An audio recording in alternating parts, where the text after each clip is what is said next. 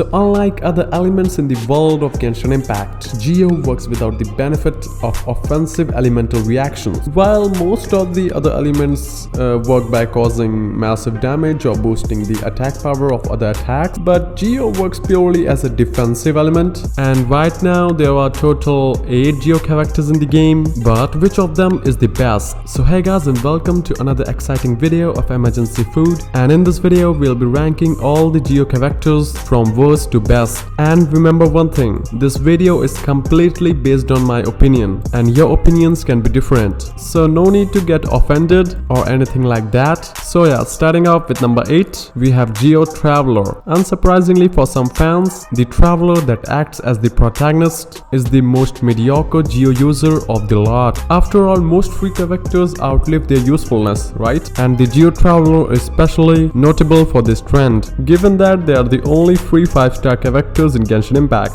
Well, their GEO construct isn't particularly useful compared to others, only allowing for a small plunge attack, and their burst makes for a good amount of damage in the early game, but it becomes obsolete compared to other characters. And in the end, the GEO Traveler doesn't have a lot going for them, even compared to the Anemo and Electro Traveler. So miHoYo should really consider the Travelers and make them stronger. At number 7, we have Ningguang. So outside of the Traveler, every GEO character has a major mechanic that sets them apart from the rest of the Genshin Impact cast. And in Ningguang's case, this comes in major passive talents and DPS level strength. This also comes in addition to a construct that helps nullify pesky projectiles. And with a passive that increases the strength of GEO attacks, Ningguang can increase her or other teammates' strength. But however, this can be a limitation for Ningguang too, as they face a loss if their team doesn't have another GEO character. Players may find this restraining, and in addition, despite her higher damage potential, Ningguang is ultimately a 4-star character. She may be suitable for DPS in many cases, but many players will find themselves switching to a 5-star character when they get a chance. Nonetheless, for characters looking to use Ningguang in their team, she suits herself to being paired with at least one GEO character. So at number 6, we have Goro. The Goro was introduced as a character long before his release in version 2.3. This dog-faced journal offers a playstyle that Genshin Impact players didn't expect for a lowly 4-star character.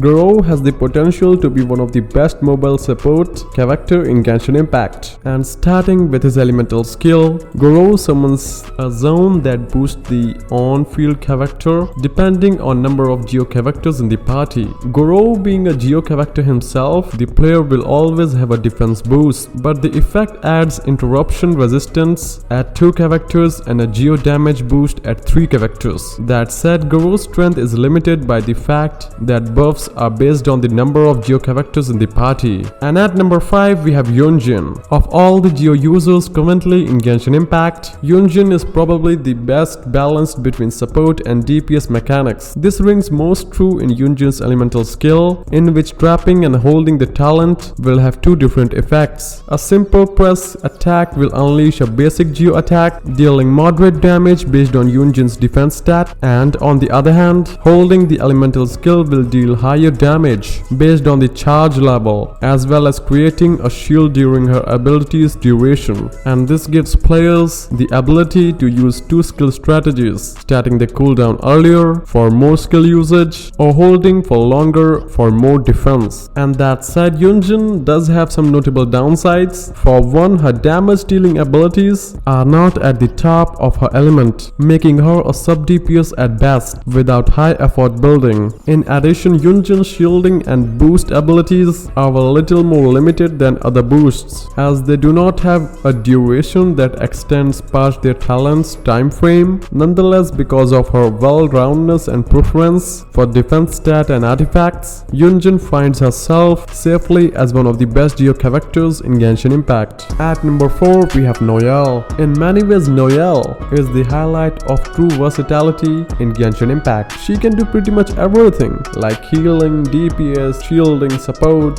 Noelle has a little bit of everything, and frankly, in terms of combat powers, Noelle could even give Abeledo a run for his money. Nonetheless, player cannot underestimate the limitations of a 4-star character. Even Noelle has has her limits, with other characters dwarfing her in terms of DPS potential and crowd control. In the end, however, Noelle is an above average choice for most teams in general, and I'm talking about in general, not just among GEO users. At number 3 we have Abeledo. So while Noelle is a jack of all trades, Abeledo has a natural knack for a skill every team needs. Abeledo's elemental skills create a temporary zone that exudes GEO energy. In addition to creating his infamous elevator like GEO construct, when paired with other zones or a good DPS like Diluc, Abeledo can be a natural crystallized shield factory. And in terms of team composition, players will find best results with Abeledo as a sub DPS, using his skill in combination with a strong DPS. Like the strength of Abeledo's zone